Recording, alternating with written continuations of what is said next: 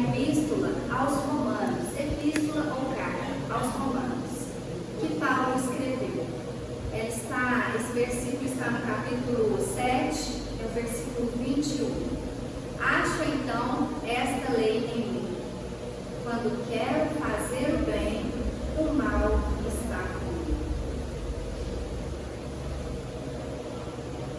Para entendermos melhor sobre esse versículo, vamos refletir o que é o bem. O bem é tudo que está de acordo com a lei de Deus. É tudo que está de acordo com o alto amor e com o amor ao próximo. Está relacionado com todas as virtudes, esse bem.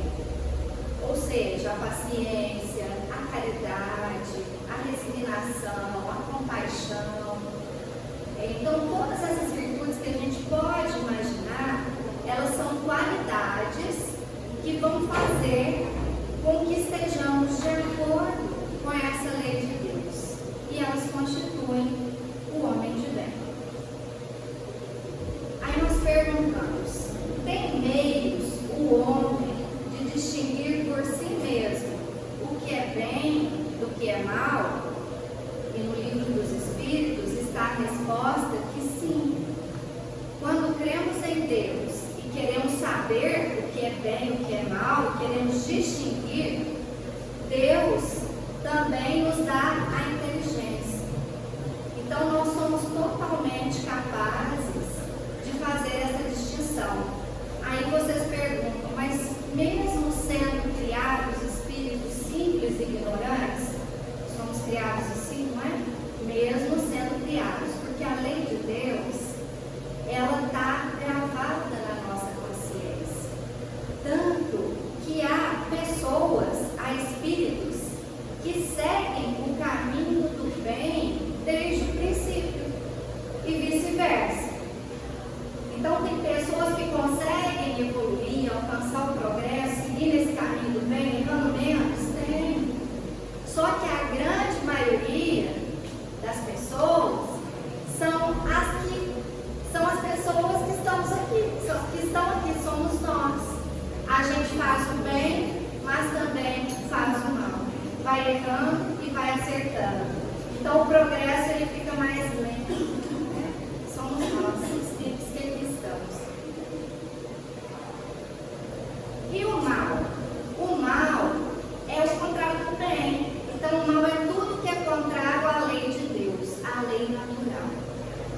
O Espiritismo, ele não criou esse termo lei natural, lei de Deus, e veio explicar isso para a gente. Claro assim que ele veio explicar, mas ele veio explicar uma coisa que já existia. Esse termo leis naturais, leis de Deus, isso não foi criado pelo Espiritismo. O Espiritismo, ele é um facilitador para que a gente entenda essas leis. Aí a gente pergunta: o mal tem origem em Deus?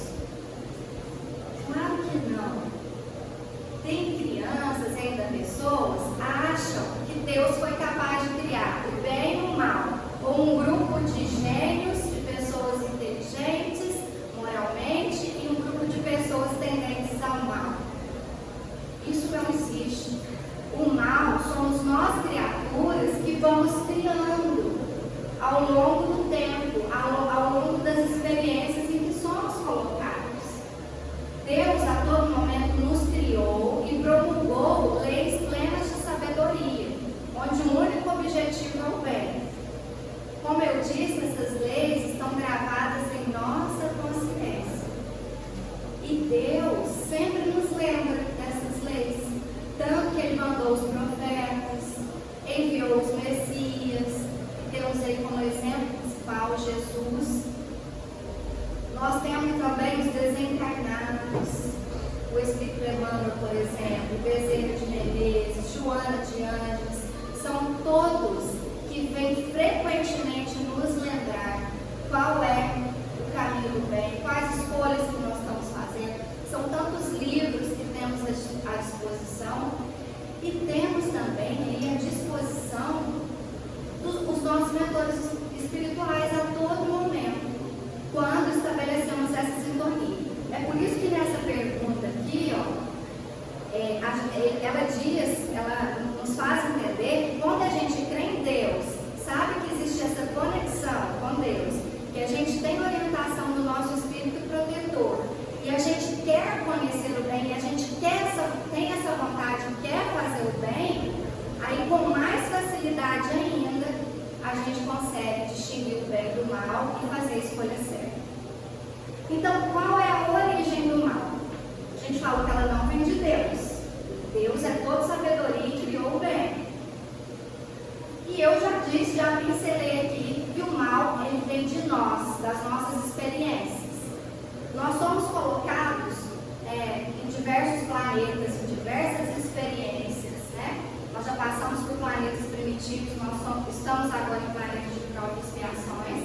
E nessas experiências, nós acabamos desenvolvendo vícios. Vamos entender agora a palavra vícios como pensamentos e ações que tendem para o mal. Por exemplo, nós estamos aí no nosso ambiente de trabalho. Facilmente, a gente pode ser levado para querer competir, para querer ambicionar um cargo, para cobiçar algo. Se não é esse o contexto, às vezes no contexto mesmo de família ou na sociedade, a gente facilmente desenvolve orgulho. O orgulho às vezes por causa de uma posição que a gente consegue adquirir na sociedade. Tem pessoas que têm um orgulho tão ferido que só de cumprimentar uma outra pessoa, se essa outra pessoa não fala o nome, a pessoa já se sente ofendida. Puxa vida, não falou meu nome. Olha. Não é? Então, assim, são nesses detalhes que a gente observa que há muito de orgulho em nós. E também o egoísmo. A nossa sociedade está marcada de hábitos egoístas. Aqui ao longo da reflexão, nós vamos falar sobre outros exemplos também. E o mal, ele vem também porque a gente não sabe satisfazer só as nossas necessidades básicas. Eu digo as fisiológicas, mas as básicas, que a gente tem a necessidade de lazer, de conforto. Só que a gente não quer o lazer comum, a gente não quer o conforto comum, a gente quer sempre mais. Então, se já viajou o Brasil inteiro, vamos viajar internacionalmente. Só que às vezes você está inserido no meio, numa condição social que isso não permite. E tem pessoas que não aceitam esse contexto e começam a ambicionar toda uma condição que a pessoa não tem, que se parte para a violência. Para a violência e tantas outras situações que a gente vê divulgado aí na mídia, né? Homicídios, assassinatos e tantas outras coisas. Então é daí que vem a origem do mal. Então, enquanto nós não despertarmos e entendermos que nós estamos aqui, não é para se satisfazer só com as coisas da matéria, mas é para a gente se satisfazer com as coisas que a gente vai levar daqui para lá, a gente vai tender mais a ter atitudes e pensamentos de maldade. Infelizmente. Então, quanto mais arraigado nós somos ao plano material, ao que a nossa visão permite conceber, né, o aqui e agora, mais tendente ao mal nós seremos. Principalmente as pessoas que não creem na imortalidade da alma, não têm essa fé no futuro. Fica muito difícil a pessoa mudar do mal para o bem, se auto-reconhecer como um ser imperfeito, reconhecer as coisas que estão erradas e querer mudar. Então, o que acontece conosco? Nós somos espíritos imperfeitos. Nós estamos aí batalhando para fazer mais bem do que mal, né? Porque nós, espíritas, já sabemos que a gente não está aqui a passeio. Isso aqui é uma escola. É uma escola onde foram colocados todos os elementos: cultura, família, posição social, emprego. A gente tem todos os elementos para quê? Não é para satisfazer os planos da matéria. Senão a gente vai cair no mal. A gente tem todas essas oportunidades para desenvolvermos como espírito. Ok? Só que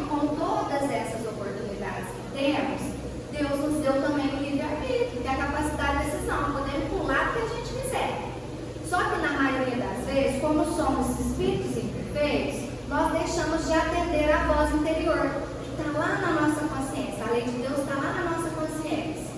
A gente deixa de escutar as instruções do nosso mentor, que está na nossa consciência, e age errado. A gente age errado e vem o que? A consequência. A consequência é como se fosse uma advertência, um sinal amarelo. Atenção, se fizer isso de novo, vai sofrer. Só que mesmo com a consequência, nós somos tão teimosos que a nossa tendência é se autocorromper e fazer falsas explicações. Tem pessoas que chegam na casa espírita assim: eu acho que eu estou com um espírito ruim aqui perto de mim. Deve ser esse negócio de obsessão, eu vim aqui para arrancar isso de perto de mim. Gente, isso é uma falsa explicação. Por quê? Se tem um irmãozinho, igual somos nós aqui, só que ele está desencarnado, e quer influenciar essa pessoa para o mal, quem está permitindo que isso aconteça? A pessoa. A responsabilidade é nossa. Porque a pessoa primeiro estabeleceu a sintonia. Existem, quando nós estamos sentindo a consequência do erro, vários outros mecanismos de falsas explicações. Isso é culpa da sociedade. Isso é culpa do jeito que a minha mãe criou, que me criou, que meu pai me criou. Isso é culpa do trauma que eu tive quando criança.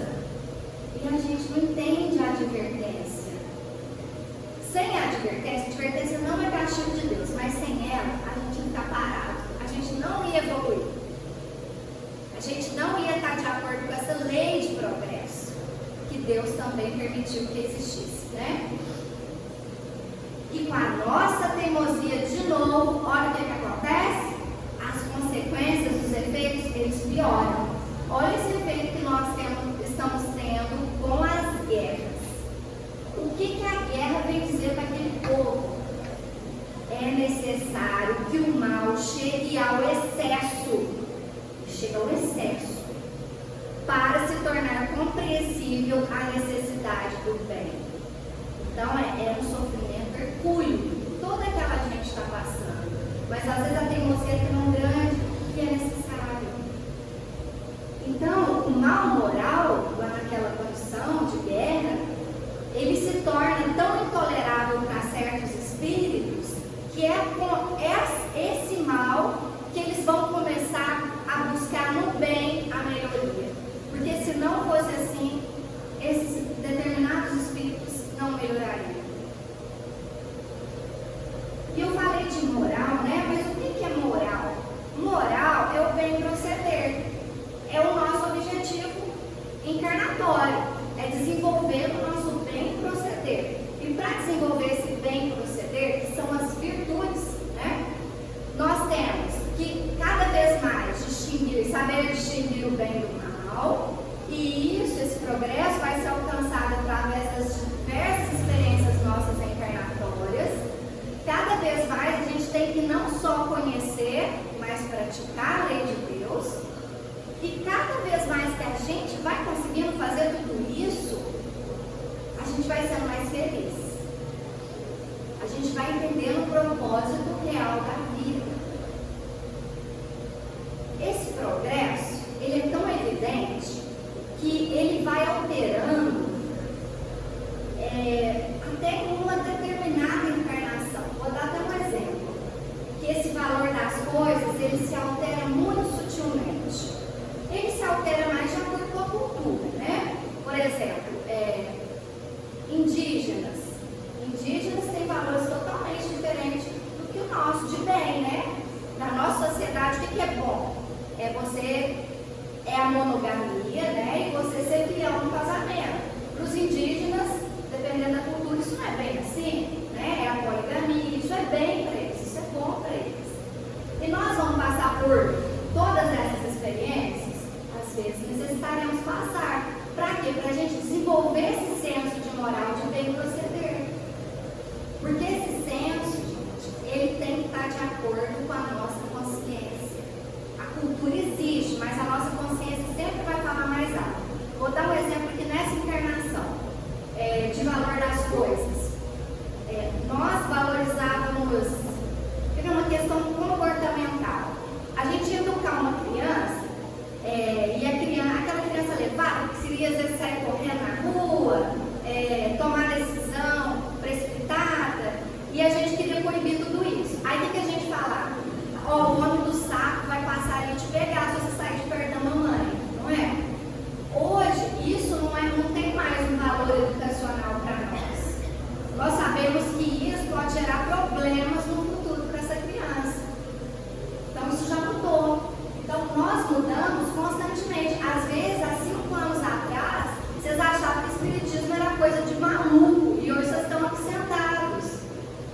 encontraram aqui. Isso tudo faz muito sentido para vocês, né?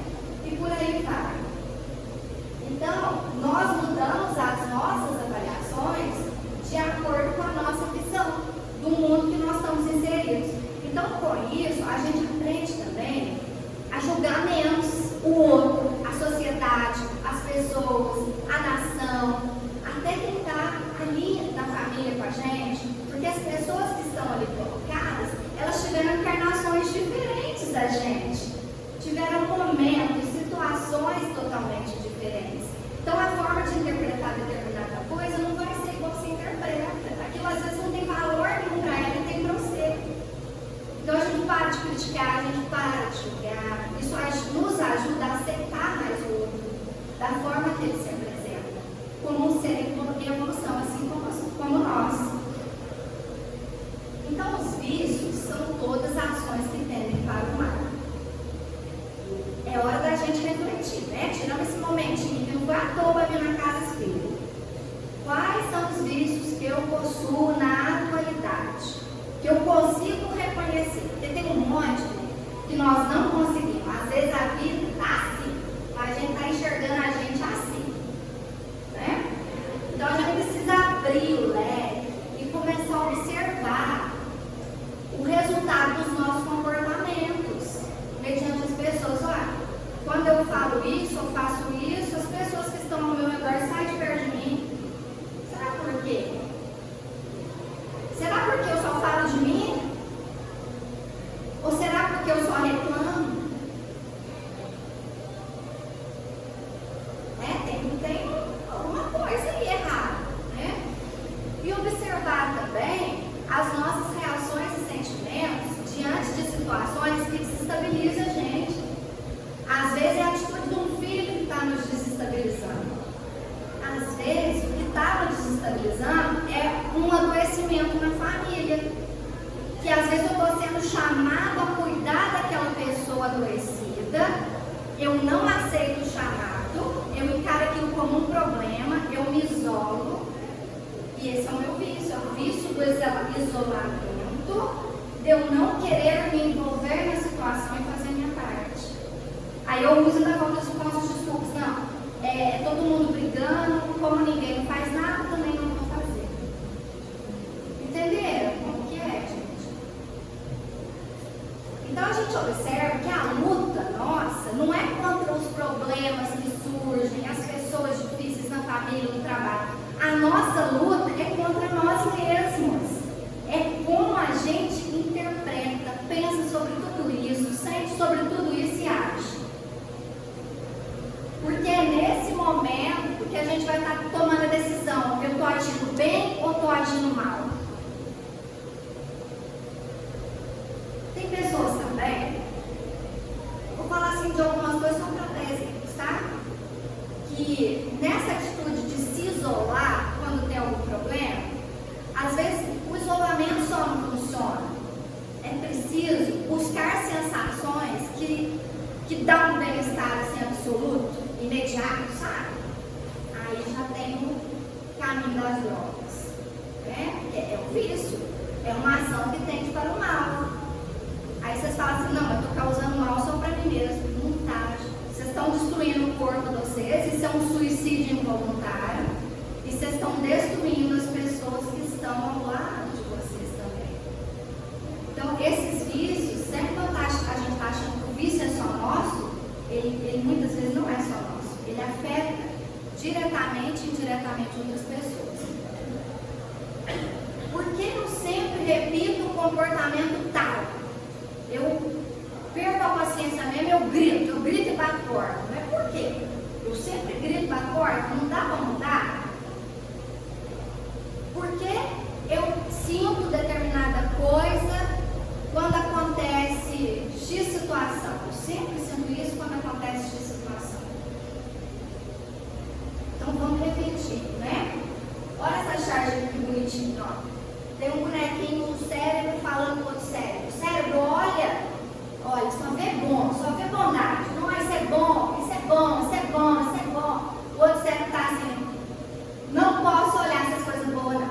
Ele está focado aonde? Só no ruim. Tem muita gente que é adquiriu esse filtro mental de ver a vida só no cenário negativo. Isso é um vício? Isso é um vício. E indiretamente essa pessoa está também destruindo as suas células do corpo físico. Quando a pessoa, por só enxergar a negatividade, lamuriar, reclamar, começa a liberar toxinas nas células, desenvolve doença autoimune, estresse, doenças inflamatórias no corpo. Porque tudo que é daqui, gente, reflete no espírito. E tudo que é no espírito reflete aqui no soma, no físico também. Nós somos um conjunto. E ninguém quer abreviar a encarnação por causa de atitudes mentais, por causa de formas equivocadas de ver a vida, por causa de crenças que precisam ser modificadas. Olha o vício da autoridade. Todo mundo, cada um mais egoísta que o outro. Ó. Um está no videogame, o outro deve estar no Insta, o outro deve estar no TikTok, o outro no Face, a outra talvez esteja trabalhando, né? Mas cada um no seu momento. Há uns 20 anos atrás, eram as novelas, né? Quantas mães negligenciavam os filhos, porque tinha que chegar do trabalho, arrumava só o lanche, deixava ali, era a novela das 6, né? Das 6, das 8, né? Aí quando veio a pessoa que estava assim, na hora de dormir, vai dormir, não é assim. Então assim, os valores, gente, a sociedade, tudo vai mudando. E às vezes a gente tem umas atitudes assim simples, que a gente acha que não impacta, mas às vezes nós ficamos anos fazendo isso aqui. Aí o filho cresceu, no momento que é para você sentar, conversar com ele, olho no olho, e ver realmente o que está acontecendo. Dá o caderno, deixa eu ver os deveres. Como é que foi seu dia hoje? Você foi na casa daquele colega seu, aquele amigo? Como é que está sendo essa amizade? Né? E os anos vão passando tanto que o pai não consegue nem chegar um dia no filho e fazer esse tipo de pergunta. Porque é como se fosse invasão de privacidade. Mas talvez se ele fizesse a pergunta pelo WhatsApp, ele teria uma resposta. Então, gente, nós temos que refletir, porque é dessas formas de interações sociais que às vezes está brotando o mal. Está brotando esses falsos valores que fazem com que a gente adquira vícios. E por que eu já sei disso tudo e eu não consigo fazer o bem que quero? Por quê? Por que o mal apresenta? Que é o versículo lá de Romanos. Porque eu admiro o comportamento daquela pessoa. Nossa, mas ele é tão calmo. Olha lá, o mundo está acabando. Está lá, no momento dele, entendendo que é daquele jeito mesmo, está tudo certo, temos que passar por isso. Por que eu me envolvo tanto e eu não consigo ter esse tipo de comportamento? Se eu estou cometendo suicídio involuntário, eu preciso do álcool. Sexta, sábado, domingo. Sextou é o álcool, até domingo, eu preciso. E abrir umas latinhas aí para dormir. Quando a segunda, a terça, a quarta, a quinta está tensa, eu preciso. Por que eu sei que isso aí faz mal para minha saúde e eu não paro? Gente, quer ver uma coisa que é todo mundo?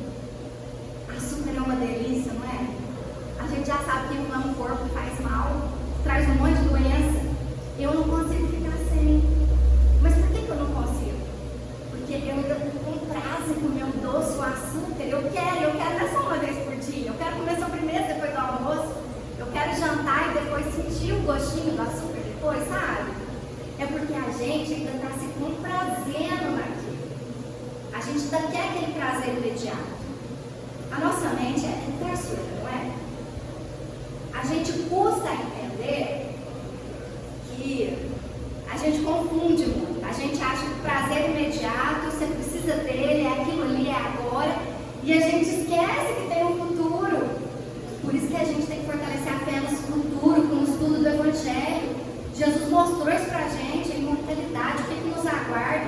E o que os desencarnados falam pra gente? Ó, na hora que esse corpo aqui acabar, físico, e tiver ali só o espírito, nós com nós mesmos, o nosso grau de felicidade vai estar na razão do nosso progresso moral, ou seja, na nossa capacidade de bem proceder, que virtude que eu consegui adquirir, que vício que eu consegui domar, e vai ser a razão também de acordo com o bem que nós conseguimos praticar, o bem a nós mesmos e ao próximo.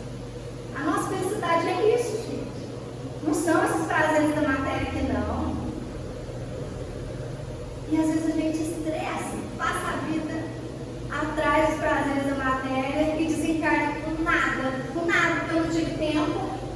para refletir sobre o meu progresso moral, não tive tempo.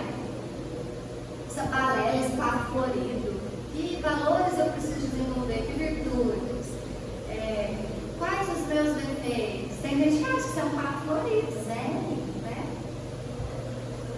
Mas é isso que nos constitui como espírito, que vai ditar a nossa felicidade ou desdita no futuro. E essa, gente, é uma das causas que a gente não consegue fazer a mudança. É porque a gente tem essa resistência. A gente quer o quê? Os interesses atuais. O que está ali agora. Tem pessoas que não param de beber por causa das conveniências do grupo de amigos ou do grupo social que é inserido. Porque não quer enfrentar também a separação. Porque muita inconformação vai existir quando a gente muda um padrão. Quando a gente muda, olha as pessoas aqui que já beberam, já conviveram com pessoas que bebiam, em ambientes sociais de bebida, você muda, aqueles tipos de pessoas já distanciam de você. Você já não vai fazer parte daquele meio mais.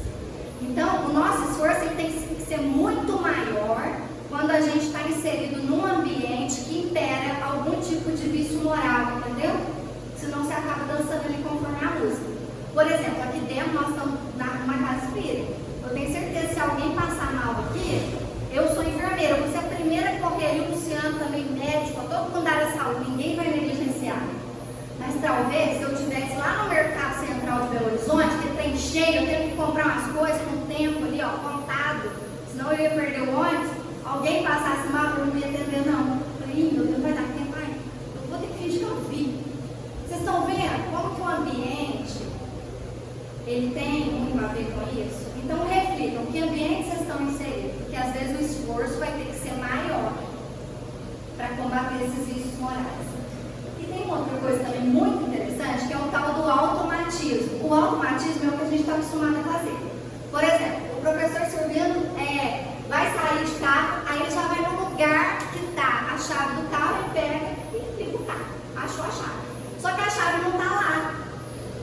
Então ele vai ficar doidinho procurando onde está a chave. O que é o automatismo dele? É ir no lugar onde ele guarda a chave para poder sair de carro, não é?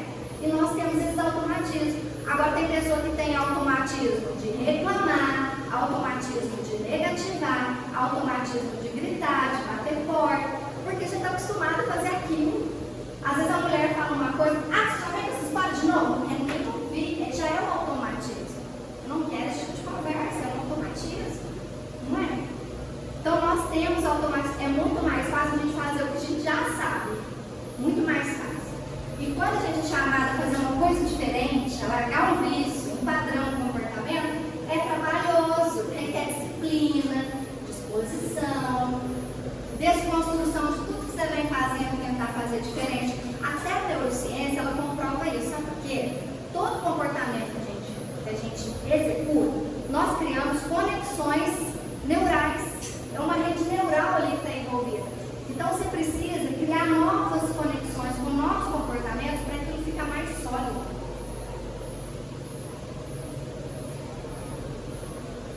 Mais uns 5 minutinhos, né? E aqui eu fiz um esqueminha básico aqui. E antes desse esqueminha, vamos lembrar o seguinte. A Joana de Ângeles, uma mentora espiritual muito querida aqui, falando sobre muitas coisas de psicologia para a gente, quem tiver interesse, de emoção, de sentimento, de comportamento, ela fala o seguinte: todo vício nosso, ele começa no pensamento. No pensamento.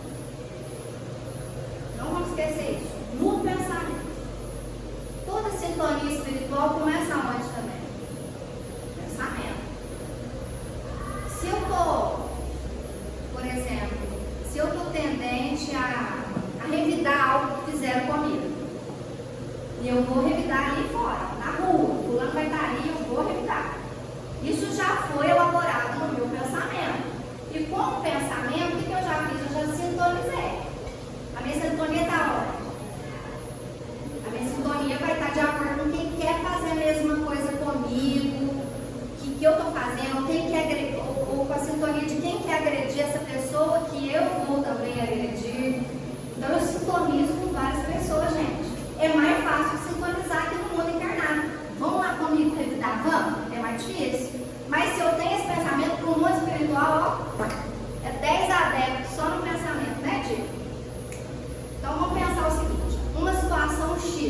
qualquer. Igual essa que eu dei no exemplo. Vamos dar outra, ó. Vamos supor, a Rosângela veio aqui hoje, nossa, ela nem cumprimentou. Nossa, nem olhando na minha cara, vai ver, a próxima vez eu nem vou olhar pra ela. Olha que besteira isso. Mas vamos supor que seja isso, só pra gente entender. Ou então uma outra pessoa podia interpretar como pensamento. Nossa, gente, a Rô entrou aqui tão rápido. Ó, já mudei o nome, não é Rosângela, é Rô. A Rô entrou aqui tão rápido. O que será que aconteceu com ela? Ah, depois nós precisamos conversar. Né? E tudo bem, tá tudo em paz. Entenderam, gente? Então, muito do mal da nossa vida, ele vem da forma que a gente interpreta, a gente pensa e vê o mundo. A Joana de antes fala isso. Então, todo pensamento vai existir emoção e a gente vai reagir. A gente tende a reagir de alguma forma. Livre-arbítrio, forma boa, forma ruim, né? Aí que está a pergunta agora. Você está à mercê das ações que tendem ao mal? A gente está à mercê? A gente tem autocontrole? Então, nós falamos da autopercepção, do autoconhecimento antes. Então, eu já conheço como eu sou e agora eu tenho que controlar. Eu já vi a dificuldade que é controlar, né? No slide anterior. Porque eu estou sujeito ao contexto, eu estou sujeito a resistências, eu tenho automatismos. Eu tenho também influência espiritual, porque eu penso e já cola em mim, não é? Então, da onde vem essa ausência, gente? É deficiência moral? Eu estou estudando pouco virtude? Estou estudando pouco o Evangelho de Jesus?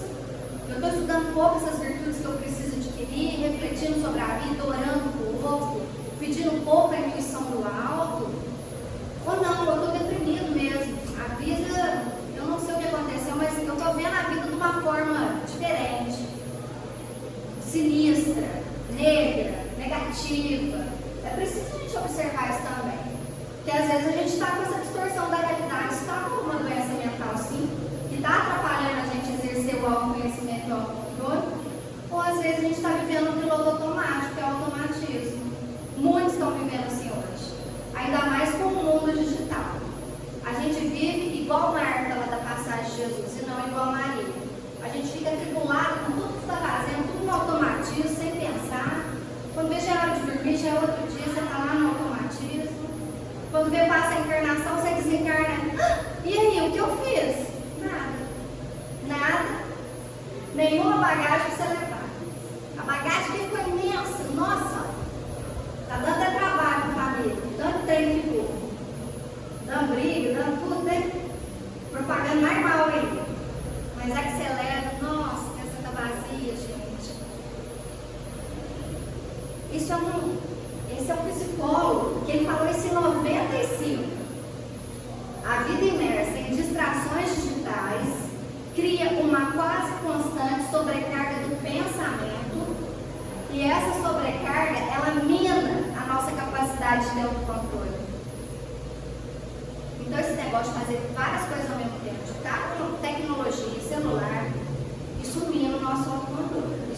E isso depois dele foi só sendo comprovado por diversos outros autores. E vou finalizar aqui com a Joana de Angeles, o finalzinho aqui dela, só que eu vou ler. Depois eu vou deixar espelhado aqui essa tela para vocês lerem tudo.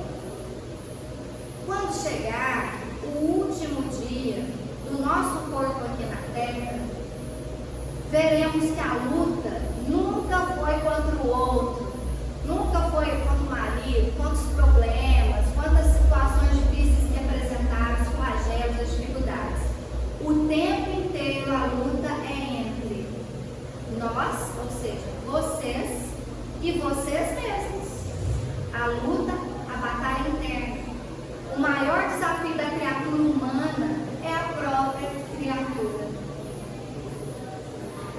Então, finalizo com esse recado, essa mensagem linda da Joana de Angeles, e chamando nós para a responsabilidade que temos que ter com o nosso autoconhecimento, com o nosso autocontrole, que vão resultar nessa reforma íntima, que é o objetivo central de estarmos encarnados. Não tem outro motivo. Nosso motivo de estar aqui é evoluir.